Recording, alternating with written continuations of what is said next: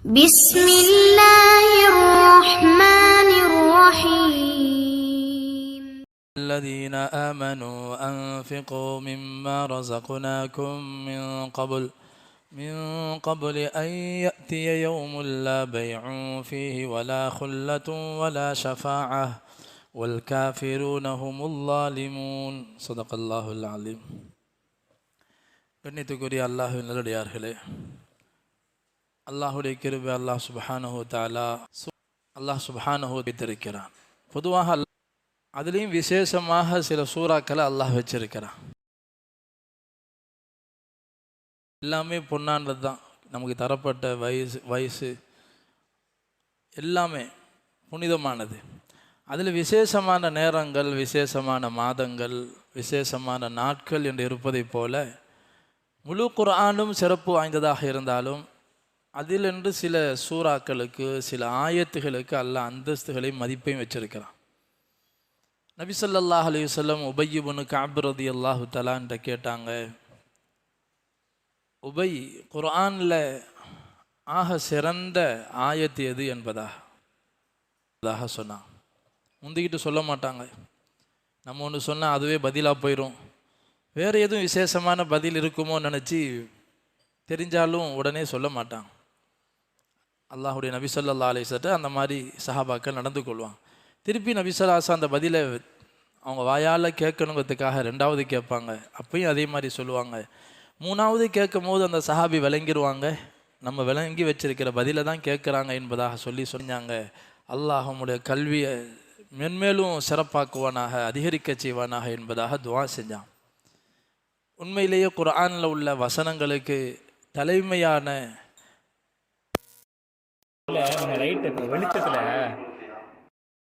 நபி ஸல்லல்லாஹு அலைஹி வஸல்லம் இந்த சிறப்புகளை பற்றி ஏராளமாக சொல்லியிருக்கிறாங்க. இதை நாம் அதிகமாக ஓதி வரணும்னு சொல்லி ஆர்வப்படுத்தி இருக்கிறான். ஒவ்வொரு தொழுகைக்கு பிறகும் தூங்கும் போதும் இதை ஓதி வாங்க வலியுறுத்தினாங்க. அதனால் எல்லாரும் ஃபித்ரா அரிசியை கொண்டு வந்து பைத்துல் மால்ல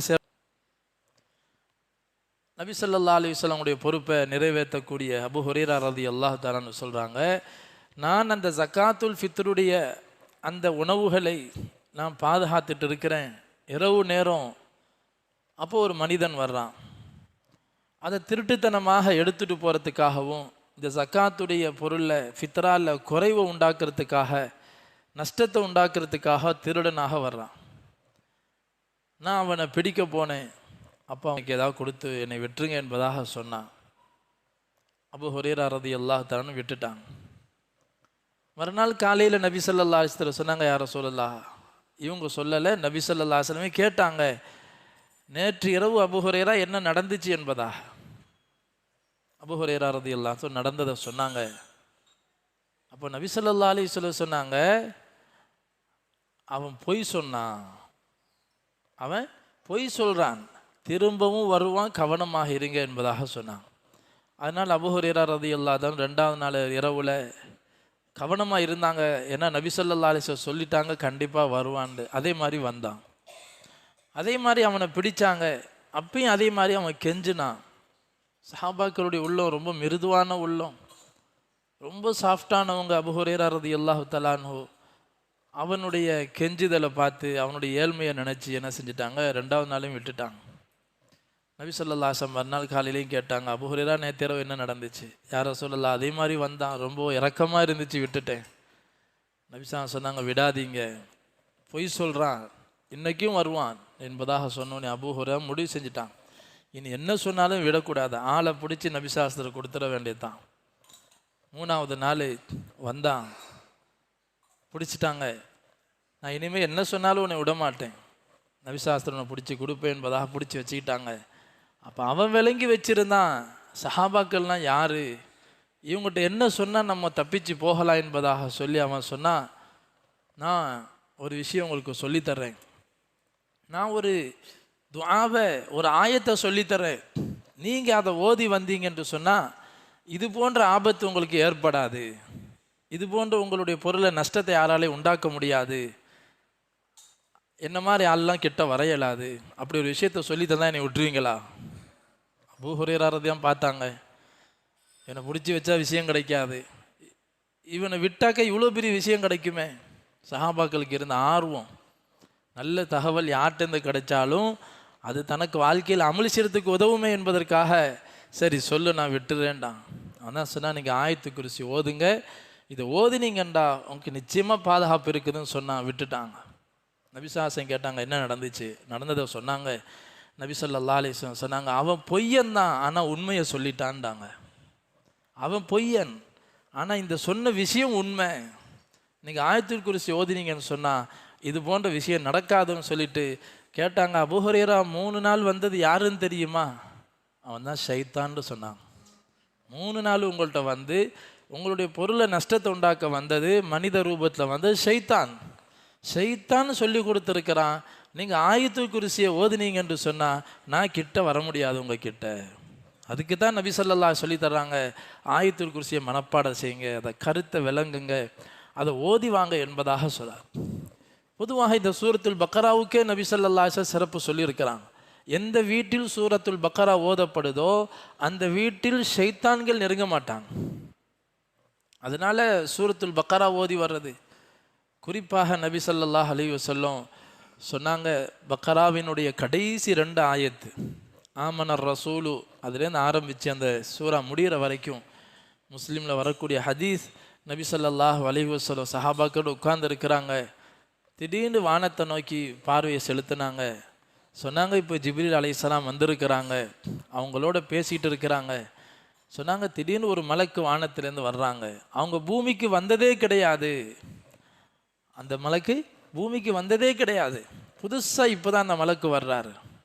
அவர் எந்த வாசல் வழியாக வர்றாருன்னு சொன்னால் அந்த வாசலும் இது வரைக்கும் திறக்கப்பட்டதே இல்லை வானத்தில். அந்த வாசல் இன்று புதிதாக திறக்கப்பட்டிருக்குது.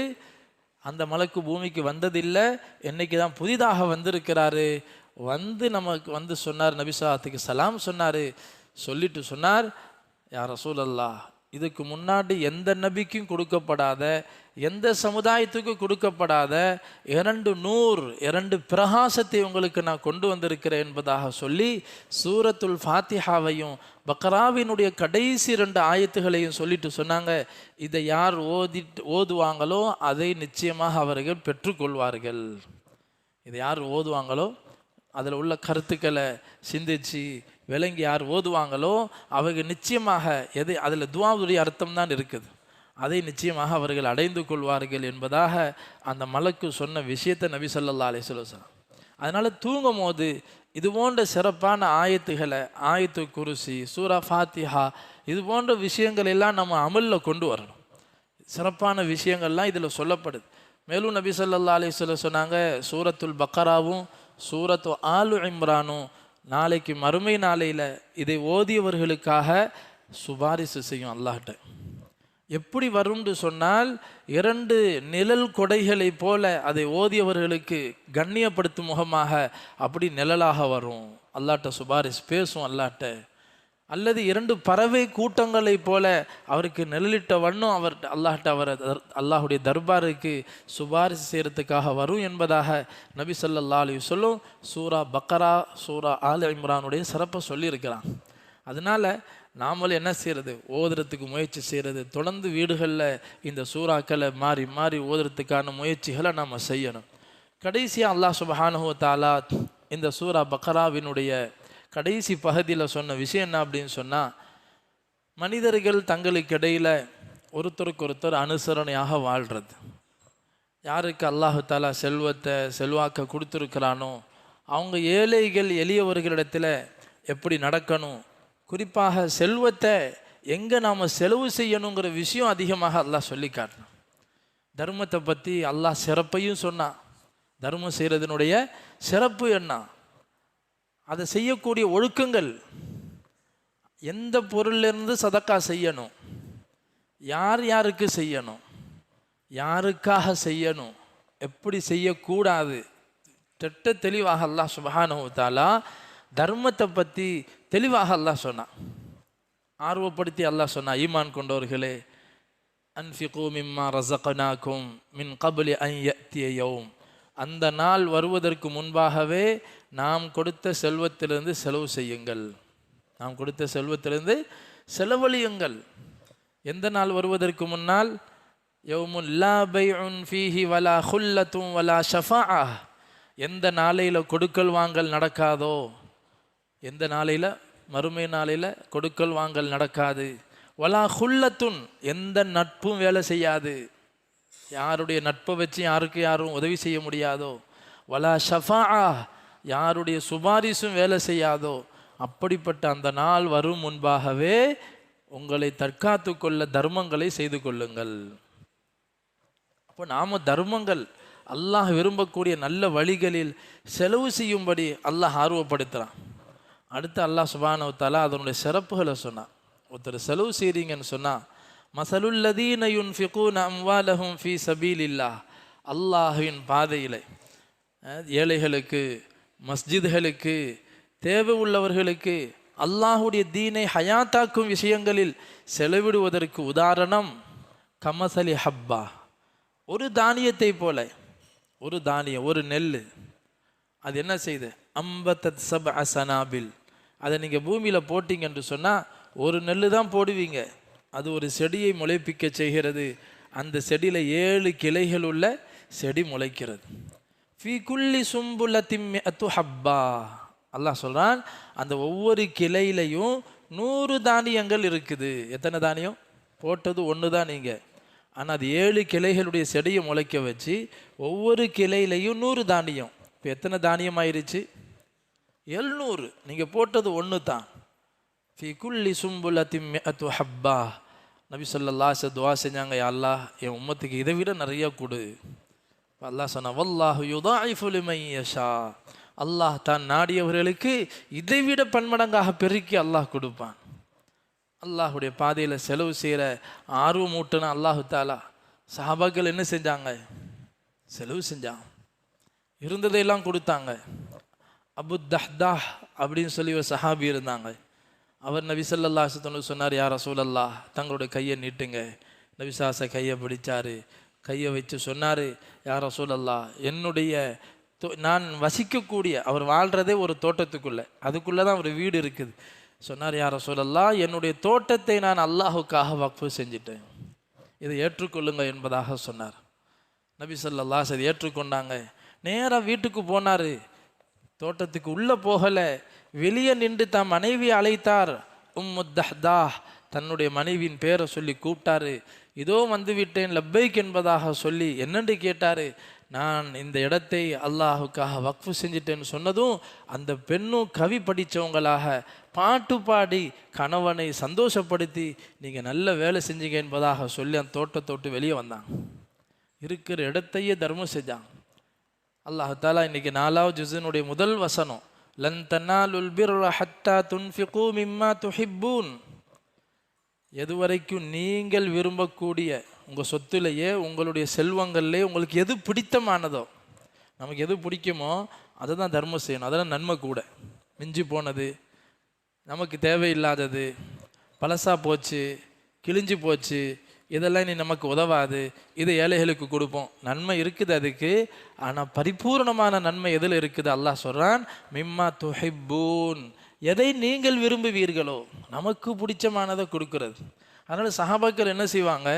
ஏதாச்சும் ஒன்று தர்மம் செய்கிறா இருந்தாலும், வக்ஃபு செய்கிறா இருந்தாலும், அவங்களுடைய செல்வத்தில் எது ஆக சிறந்ததோ அதை கொடுப்பாங்க. அபு தல்ஹா ரலியல்லாஹு தஆலா அன்ஹு, தல்ஹா ரலியல்லாஹு தஆலா நபி ஸல்லல்லாஹு அலைஹி வஸல்லம் சொன்னாங்க, யா ரசூலல்லாஹ் என்னுடைய சொத்துக்களில் எனக்கு ரொம்ப பிரியமானது இந்த பைரஹா என்ற தோட்டம். மஸ்ஜிது நபவி பக்கத்துலேயே இருந்துச்சு. நபி ஸல்லல்லாஹு அலைஹி வஸல்லம் அந்த தோட்டத்து பக்கத்தில், இன்றைக்கி மஸ்ஜிது நபவிக்கு உள்ளேயே அது இருக்குது.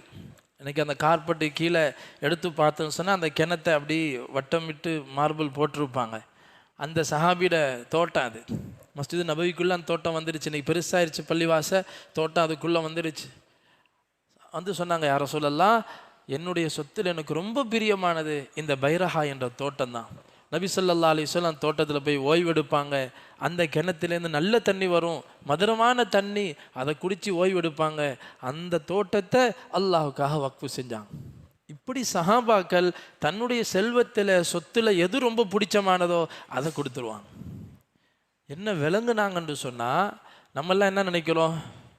தர்மம் கொடுக்கறது இருக்குது, இது ஏழைகளுக்கு உதவி செய்கிறோம், அல்லாஹ்வுடைய தீனுக்கு நம்ம உதவி செய்ய வெளிப்படையில் அடுத்தவங்களுக்கு உதவி செய்கிற மாதிரி தான். ஆனால் இது அடுத்தவங்களுக்கு செய்கிறோங்கிறத விட அது நமக்கு தான் நம்ம பேங்க்கில் போடுறோம். அசல் பேங்க்கு நம்ம எதை இன்னைக்கு வங்கி என்பதாக சொல்லி நம்முடைய பொருளை பாதுகாக்கணும் சேமிக்கணும்னு சொல்லி லாக்கரில் கொண்டு போய் வைக்கணும்னு நினைக்கிறோமோ அதெல்லாம் விட்டுட்டு போகிறோம். எதுவுமே நம்ம கூட வராது. பின்னாடி உள்ளவங்க எடுத்துக்கிடுவாங்க, சண்டை போட்டுக்கிடுவாங்க. ஆனால் எதை நாம் அனுபவிக்க போகிறோமோ சஹாபாக்கள் விளங்குனாங்க. எதை அல்லாஹ் குர்ஆனில் சொல்கிறான்ல, யா அய்யுஹல்லதீன ஆமனு தகுல்லாஹ், ஈமான் கொண்டவர்களே அல்லாஹ்வை பயந்து கொள்ளுங்கள். வல் தந்துர் நஃப்சும் மா கத்தமத் லிகத், ஒவ்வொரு மனிதரும் நாளைய மறுமைக்காக நாம் என்ன முற்படுத்தியிருக்கிறோம் என்பதை யோசித்து பார்க்கட்டும். ஒரு ஏழைக்கு நீங்கள் 10 ரூபா கொடுத்தீங்கன்னு சொன்னால் அந்த 10 ரூபா என் கபருக்கு நான் கொடுக்குறேன், நான் ஏழைக்கு கொடுக்கல. அது மலக்கா கூட இருக்கலாம். வர்றவங்க ஏழைகளுடைய தோற்றத்தில் யார் வருவா? மலக்குமார்கள் கூட வருவாங்க. நம்மளை சோதிக்கிறதுக்காக அல்லாஹ் அனுப்புவான். சில பேர் சொல்லுவாங்க, நல்லா ஏழையாக வச்சிருக்கிறான், என்கிட்ட மட்டும் அல்லா செல்வத்தை தந்தான்னு சொன்னால் நான் இவனோ மாதிரிலாம் இருக்க மாட்டேன், நான் அள்ளி அள்ளி கொடுப்பேன்னு சொல்லுவாங்க. அல்லாஹ் கொடுத்துருவான். திடீர்னு கொடுத்தோன்னே பின்னாடியே தேவை உள்ளவங்களாம் வந்து நிற்பாங்க வரிசையில், சோதிப்பான் அல்லாஹ். அப்போ தெரியும், அப்போ சலாம் சொல்ல கூட யோசிப்பார்.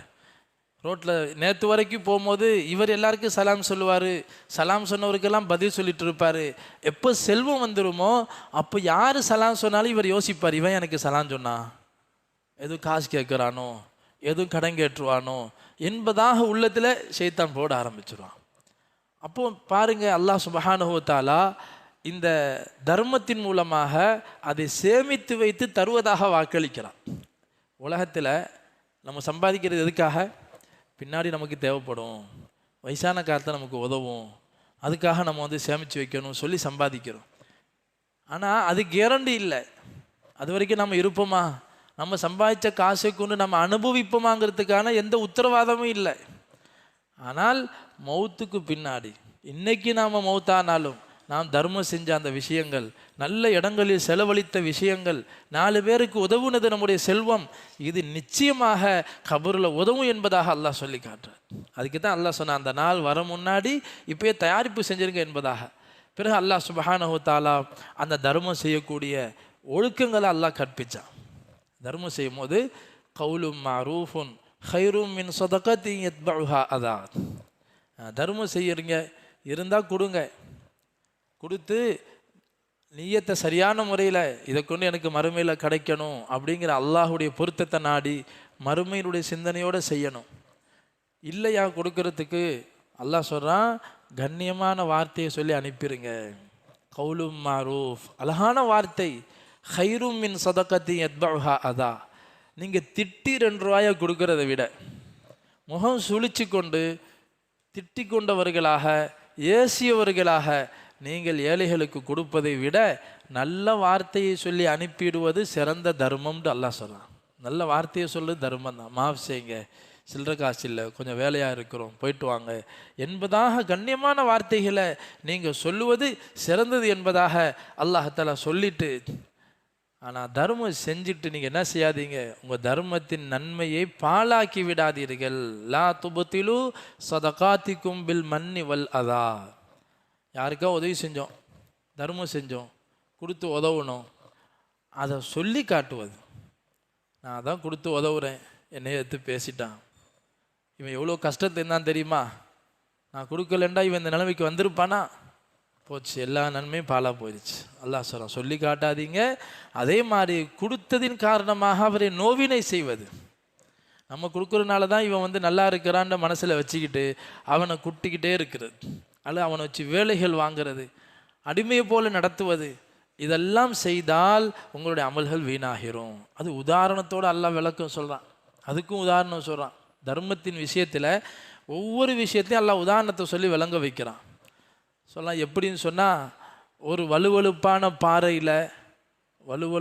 பாறையில் மணல்கள் கிடக்குது, மண். இந்த மண் பார்க்குறதுக்கு நிறைய மண் இருக்கிறாப்புல இருக்கும். கொஞ்சம் வேகமாக காற்றடிச்சா என்னாகும், எல்லா மண்ணும் பறந்து போயிடும், பாறை வலுவலுண்டு இருக்கும். ஃபமஸலுஹு கமஸலி ஸஃப்வானின் அலைஹி துராபுன் ஃபஅஸாபஹு வாபிலுன் ஃபதரக்கஹு ஸல்தா. அல்லாஹ் சொல்கிறான் அந்த மாதிரி தான் நிறைய தர்மம் செஞ்சாப்புல இருக்கும். ஆனால் சொல்லி காட்டினதுனால இது போன்ற நோவினை செய்ததின் காரணமாக நாளைக்கு மறுமையில் பார்த்தா ஒன்றுமே இருக்காது. அதனால் செஞ்ச தர்மங்களை சொல்லி காட்டக்கூடாது, நல்ல காரியங்களை சொல்லி காட்டக்கூடாது. தமிழ்லையும் பழமொழி சொல்லுவாங்க, என்னங்க, நன்றி மறப்பது நன்றன். என்னது உபகாரம் செஞ்சவங்கள மறக்கக்கூடாது. ஆனால் நம்ம யாருக்காவது செஞ்சோன்னு சொன்னால் அதை மறந்துடணும்னு சொல்லுவாங்க. கண்ணிமிக்க அல்லாஹ்வினுடையார்களே, அல்லாஹ் சுப்ஹானஹு வ தஆலா உதாரணத்தோடு சொல்லி காட்டுறான், செய்கிற தர்மத்தை வீணாக்கிட்டு வந்து நிற்காதீங்க. அதே நேரத்தில் யார் அல்லாஹ்வுடைய பொருத்தத்தை நாடி மறுமையினுடைய சிந்தனையோட தர்மம் செஞ்சாங்களோ அதுக்கும் உதாரணம் அல்லாஹ் சொல்கிறான். வமஸலுல்லதீன யுன்ஃபிகூன அம்வாலஹும் இப்திகாஅ மர்தாத்தில்லாஹ். அல்லாஹ்வுடைய பொருத்தத்தை நாடி தர்மம் செய்பவர்கள், அமல் செய்பவர்களுக்கு உதாரணம் அல்லாஹ் சொல்ற ஒரு மேட்டு பகுதியில் மலை பிரதேசங்களில் இருக்கக்கூடிய விவசாய பூமியை போல. அங்கே லேசாக சாரல் மழை பெஞ்சாலே போதும், லேசான மழை பெஞ்சாலே நல்ல விளைச்சல் இருக்கும். பெரிய மழை பெய்யணுங்கிற அவசியம்லாம் இல்லை, லேசான மழை சாரல் அடித்தாலே அங்கே உள்ள மரம் செழிப்பாக இருக்கும், மகசூல் நிறையா கிடைக்கும். அதே மாதிரி தான் உயர்ந்த மேட்டு பகுதியில் விவசாய பூமி இருப்பதை போல அல்லாஹுக்காக யார் தர்மம் செய்கிறாங்களோ அது பாதுகாக்கப்படும், அதனுடைய பரக்கத்தை வளர்த்தி மறுமையில் அவங்க பார்ப்பாங்க, பசுமையான காட்சி காட்டப்படும் என்பதாக அல்லாஹ் உதாரணம் சொல்லலாம். அதே மாதிரி யார் நல்ல அமல் செஞ்சுட்டு அல்லாஹ் ஒரு உதாரணத்தை சொல்கிறான், அயவது அஹதுக்கும், உங்களில் யாராவது ஆசைப்படுவீர்களா? நமக்கு ஒரு தோட்டம் இருக்குது, திராட்சை தோட்டம், பேரிச்சை தோட்டம் இருக்குது, அதில் ஆறுகள் உள்ள ஓடுது, தோட்டத்தில் பெருக்கெடுத்த ஆறுகள் ஓடுகிறது, நல்ல காய்கனிகள்லாம் பசுமையாக பூத்து குலுங்கிக்கிட்டு இருக்குது. இந்த நேரத்தில் அவருக்கு வயசான காலத்தில் இருக்கிறாரு, அந்த தோட்டத்துக்காரருக்கு வயசாயிருச்சு, சின்ன சின்ன குழந்தைங்க இருக்கிறாங்க. இந்த நேரத்தில் ஒரு சூறாவளி காற்று வருது, நெருப்போடு கூடிய சூறாவளி காற்று வந்து அந்த தோட்டத்தை ஒன்றுமில்லாமல் ஆக்கிருச்சு. இதை அதாவது விரும்புவீங்களான்னு அல்லாஹ் கேட்குறான். உமர் ரலியல்லாஹு தஆலா அன்ஹு இந்த ஆயத்துக்கு விளக்கம் கேட்டாங்க சஹாபாக்கிட்ட. யாருக்கா இந்த ஆயத்துக்கு விளக்க தெரியுமா? இப்னு அப்பாஸ் ரலியல்லாஹு தஆலா அன்ஹு சொன்னாங்க, அமீருல் முஃமினீன், எனக்கு தெரியும் அல்லாஹ் இதில் ஒரு விஷயத்தை உதாரணம் காட்டுறான். எந்த விஷயத்துக்கு உதாரணம் சொல்கிறான் சொன்னாங்க. இப்னு அப்பாஸ் ரலியல்லாஹு தஆலா அன்ஹு, ஒரு மனிதர் அல்லாஹுக்கு வழிபட்டு நல்ல அமல் செஞ்சுட்டு இருக்கிறாரு. அல்லாஹ் அவரை சோதிக்கிறதுக்காக ஷைத்தான் அனுப்புகிறான். பிறகு ஷைத்தான் பேச்சை கேட்டு அவர் பாவத்தில் ஈடுபட்டு அமலை விட்டுடுறாரு. அவருக்கு தான் உதாரணம் இது. நல்லா இருக்கிறாரு, திடீர்னு ஷைத்தான் பேச்சை கேட்டு அமல்களை விட்டு கடைசியில் ஒன்றும் இல்லாமல் போகிறாரு. அவருக்கு தான் உதாரணம் இது. அப்போ வயசான காலமாயிட்டா ஒன்றும் சம்பாதிக்க இயலாதுன்னா இளமையில் சம்பாதிக்கிறாங்க, வயசான காலத்தில் உதவுங்கிறதுக்கு தான். அதே மாதிரி உலகத்தில் அவருடைய விவசாயம் எல்லாம் அழிஞ்சு போயிட்டா எப்படி அவர் கை சேதப்படுவார் வயசான காலத்தில்? சின்ன சின்ன பிள்ளைங்க இருக்குது.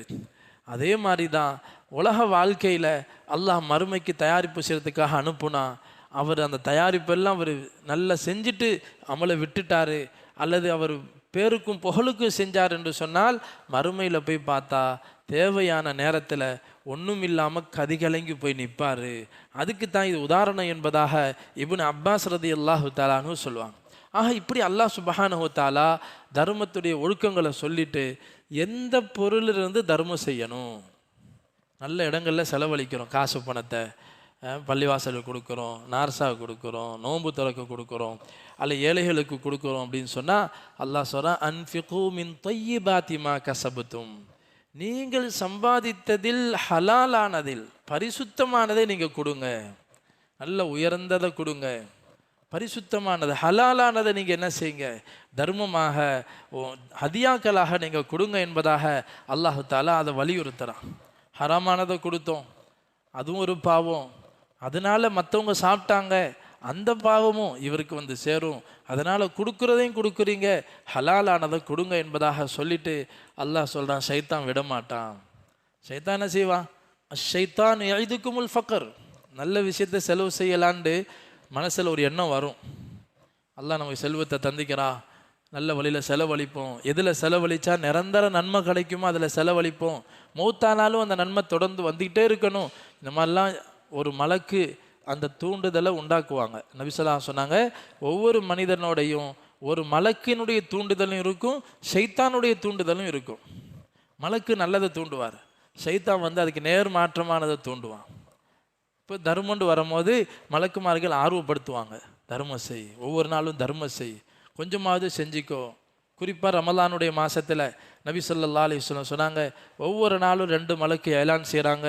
ஒரு மலக்கு சொல்லுவார், யா பாகில் ஹைர் அக்பில், நன்மையை செய்யக்கூடியவர்களே இன்னும் முன்னேறுங்க, இன்னும் நிறையா செய்யுங்க என்பதாக அவங்க சத்தமிட்டுட்டே இருப்பாங்க. இன்னொரு மலக்கு, யா பாகி ஷர், பாவம் செய்யக்கூடியவர்களே அக்ஸிர், பாவத்தை முடிச்சுக்கிடுங்க, நிறுத்துங்க, இதுக்கு மேலே போகாதீங்கன்னு சொல்லி மலக்குமார்கள் நபிசாசம் உம்மத்துக்கு அவங்க சத்தம் போட்டுகிட்டே இருக்கிறாங்க.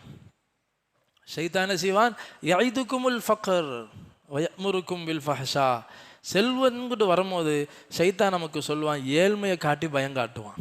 நீ செலவழிச்சா உன் பிள்ளைக்குட்டிக்கு யார் கொடுப்பா, நீ ஏழைகளெல்லாம் கவனிச்சா பின்னாடி உனக்கு நோய் வந்து ஆஸ்பத்திரி போகிறதுக்கு யார் காசு தருவா. அப்போ இவர் நியத்தை என்ன, இவர் சம்பாதிக்கிறதே நான் நோய்வாய்ப்படுவேன், பெரிய பெரிய தேவைகள் ஏற்படும், அப்போ நான் ஆஸ்பத்திரி போகும்போது என்னுடைய காசை கொண்டு போய் அங்கே செலவழிக்கணும். நியத்து அப்படி இருந்தால் அப்படி தான் எல்லாம் கொண்டு போய் சேர்ப்பான், எல்லாம் பாதுகாப்பானாக. அந்த நியத்தே வைக்கக்கூடாது, நல்ல சோத்தை தான் அல்லாட்ட கேட்கணும். அல்லாஹு தாலா தர்மத்தின் மூலமாக சோதனைகளை நீக்குவான்னு சொல்லப்பட்டிருக்குது. சோதனைகள் சொன்னாங்க நபி ஸல்லல்லாஹு அலைஹி வஸல்லம், சதக்கா தர்மம் செய்கிறதுனால உங்களுக்கு செல்வம் குறையாது. மான கசத், தர்மத்தினால எது குறையாது, செல்வம் குறையாது. வெளிப்படையில் பார்த்தா குறையிற மாதிரி இருக்கும். 100 ரூபாயில் 10 ரூபா கொடுத்தா 90 ரூபா ஆயிடுச்சே, குறைஞ்சிருச்சே. இல்லை, நீங்கள் அப்படி பார்க்காதீங்க. நீங்கள் தர்மம் செய்யாமல்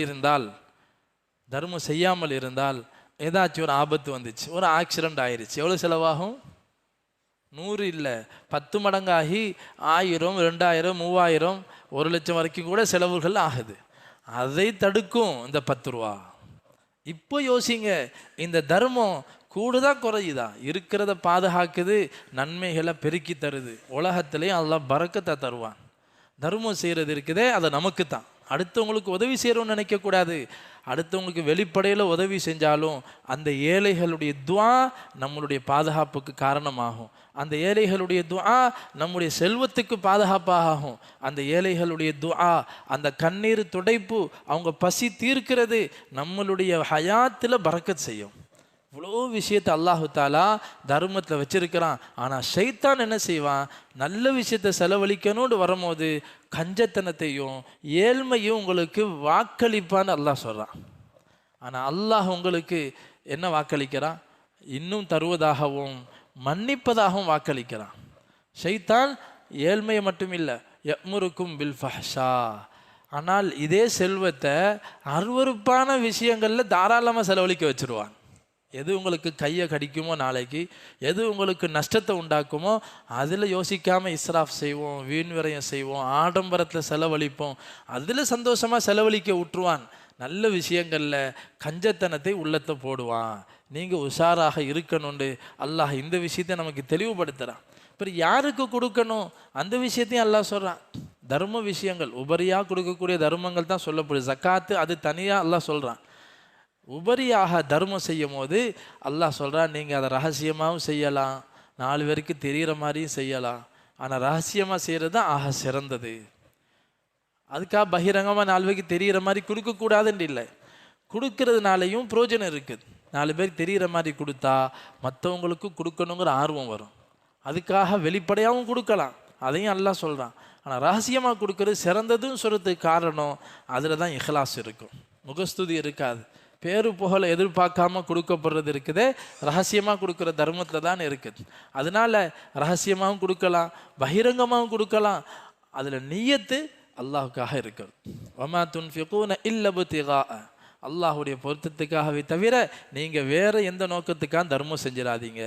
நபி ஸல்லல்லாஹு அலைஹி வஸல்லம் ஆயிஷா ரலியல்லாஹு தஆலா அன்ஹா சொல்லுவாங்களா, யா ஆயிஷா இத்தகின் நார வலு பிஷிக்கி தம்ரா, ஒரு பேரித்தம்பளை கீற்றை, பேரித்தம்பளத்தை பீத்து அந்த கொஞ்சோண்டு நீ தர்மத்தை கொடுத்தாவது நரகத்தை விட்டும் உன்னை நீ தற்காத்துக்கொள்.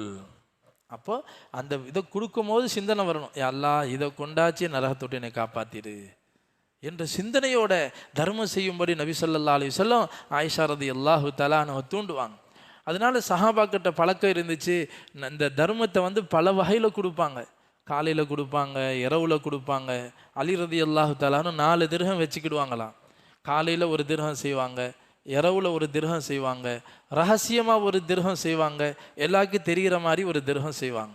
இப்படி டெய்லி அலி ரலியல்லாஹு தஆலாஹு தர்மம் செய்யக்கூடிய பழக்கம் உள்ளவங்களாக இருந்தாங்க. அதனால் அல்லாஹ் ஆயத்தை இறக்கி சொன்னா, அல்லதீன யுன்ஃபிகூன அம்வாலஹும் பில்லைலி வன்னஹாரி சிர்ரம் வ அலானியா, யார் இரவிலும் பகலிலும் ரகசியமாகவும் பகிரங்கமாகவும் செலவு செய்கிறார்களோ ஃபலஹும் அஜ்ருஹும் இன்த ரப்பிஹிம், அவர்களுக்கு தங்களுடைய ரப்பிடத்தில் மகத்தான கூலி இருக்கிறது.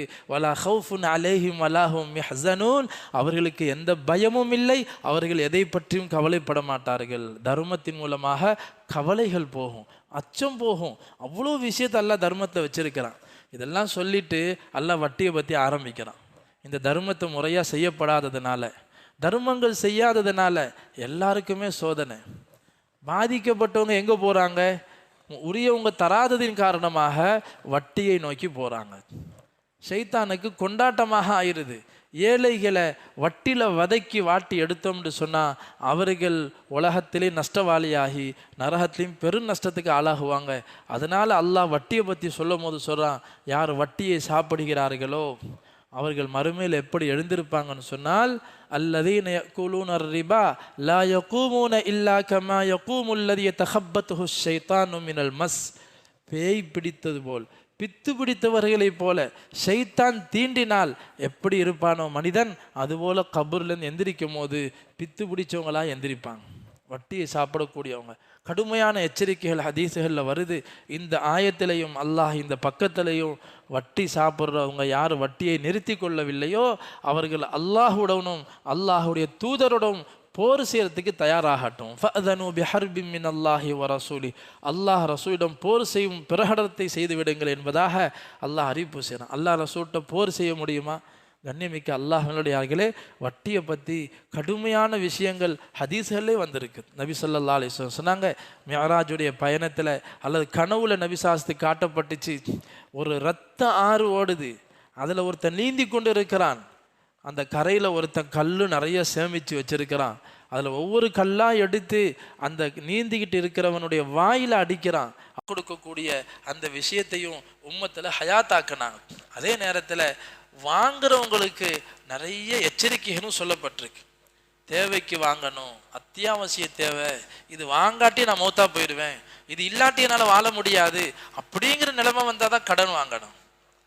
அந்த மாதிரி யார் திருப்பி அடைக்கணுங்கிற நிய்யத்தில் கடன் வாங்குவார்களோ நபி ஸல்லல்லாஹு அலைஹி வஸல்லம் சொன்னாங்க, அந்த கடனை அடைப்பதற்கு அல்லாஹ் அவருக்கு உதவி செய்வான். வாங்கும் போதே அந்த நிய்யத்து இல்லை, அல்லாஹ் மன்னிக்கணும். பாருங்க, இன்னைக்கு வட்டிக்காக போய் நிற்கிறாங்க. சின்ன சின்ன அற்பமான விஷயத்துக்கு தான், பசி பட்டினிக்காகலாம் யாரும் இன்னைக்கு வட்டிக்கு போகிறது இல்லை. வட்டிக்கு போகிறதெல்லாம் எதுக்கு? என்னுடைய குமரு காரியத்தை நடத்துறதுக்கு அவரை போல எனக்கு வசதி இல்லை. அப்போ அந்த வசதி வேணும்னு சொன்னால் நான் கொஞ்சம் வட்டிக்கு தான் காசு வாங்கணும். அதனால வட்டிக்கு போய் நிற்கிறாங்க. போய் நின்று பிரச்சனை தீருதா? முசீபத்துக்கு மேலே முசீபத்து வருது. ஆனால் அந்த வட்டியை அடைக்கிறாங்க. வட்டிக்காரரிடம் சென்று தங்களுடைய கடனை எப்படியா கஷ்டப்பட்டு அடைச்சிடுறாங்க, வட்டியும் கொடுக்குறாங்க. ஆனால் ஒரு முஸ்லிமான சகோதரர் இன்னைக்கு கடன் கொடுத்தால் என்ன நடக்குது? கடன் கொடுத்தா கடன் கொடுத்தவர் கடனாளியாக போயிடுறார். அவர்கிட்ட ஃபோனுக்கு மேலே ஃபோனை போட்டு கேட்கறதுக்குள்ள இவரை பார்த்தா அவர் ஒளிகிறது ஓடுறது. உண்மையிலே கஷ்டப்பட்டான். சஹாபாக்கள் இருந்தாங்க. அபு தர்தா ரலியல்லாஹு தஆலா அன்ஹு ஒருத்தர் கடன் கொடுத்தாங்க, தவணை முடிஞ்சிருச்சு. அவரை போய் கேட்க போனாங்க. பார்த்தா அவர் வீட்டுக்குள்ளே இல்லை, ஒளிஞ்சிக்கிறாரு. இவர் வந்தாக்கா அந்த சஹாபி ஒருத்தர் அந்த வீட்டுக்கு போகிறாங்க. ஒரு பையன் அந்த வீட்டிலேருந்து வெளியில் வர்றாரு. எங்கப்பா அந்த வீட்டுக்காரர்? சொன்னாங்க, அவர் வீட்டுக்குள்ளே தான் இருக்கிறாரு, சாப்பிட்டுட்டு இருக்கிறாரு. என்ன சாப்பிட்றாரு? அவர் கோதுமை கஞ்சி சாப்பிட்டுட்டு இருக்கிறாரு அப்படின்னு சொன்னதும் அந்த சஹாபி இங்கேருந்தே சத்தம் போட்டாங்க, நீ வீட்டுக்குள்ளே இருக்கிறதுக்கு எனக்கு தெரியும், நீ என்ன சாப்பிட்றான்னு எனக்கு தெரியும், வெளியே வாங்க என்பதாக. வந்தார். கேட்டாங்க, ஏன் என்னை பார்த்தா ஒளியுறீங்க, ஏன் இந்த மாதிரி வரமாட்டீங்க? விஷயத்த சொன்னார். என் நிலைமை இப்படி கஷ்டத்தில் இருக்கிறேன், உங்கள்கிட்ட நான் வாக்கு கொடுத்தா நிறைவேற்ற முடியலை, பொய் சொல்லிடணும்னு பயந்து தான் நான் பார்க்காம இருக்கிறேன். அப்போ அந்த சஹாபி கேட்டாங்க, உண்மையிலே கஷ்டப்படுறீங்களா? ஆமான்னு சொன்னாங்க. உடனே இந்த சஹாபிக்கு அழுக வந்துடுச்சு. இந்த சஹாபி அழுதுட்டான். அல்லாஹ்க்கா நான் உங்களை மன்னிச்சிடுறேன். நபி ஸல்லல்லாஹு அலைஹி வஸல்லம் சொன்னாங்க, நாளைக்கு நிழலே இல்லாத அந்த மறுமை நாளையில் அல்லாஹுடைய அரசுடைய நிழலை தவிர வேற எந்த நிழலும் இல்லாத அந்த நிழல்ல அல்லாஹு தாலா கடன் கொடுத்து யார் கஷ்டப்படுறாங்களோ அதை மன்னிச்சவங்களுக்கு அல்லாஹ் அந்த நிழல்ல இடமளிப்பான்னு நபிசா சொல்ல நான் கேட்டிருக்கிறேன். அதனால உங்க கடனை நான் மன்னிச்சிடுறேன்னு சொன்னாங்க.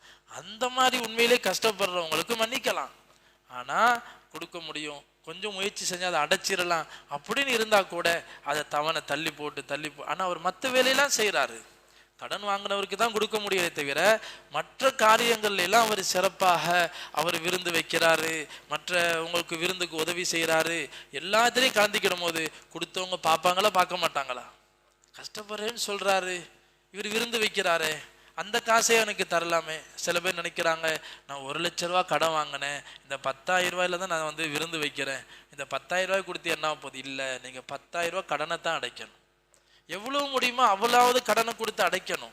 முழுசா கொடுக்க முடியலைன்னா கொஞ்சம் கொஞ்சமா கொடுத்தாவது அடைக்கலாம். இன்னைக்கு அப்படியும் கொடுக்க நினைக்கிறது இல்லை.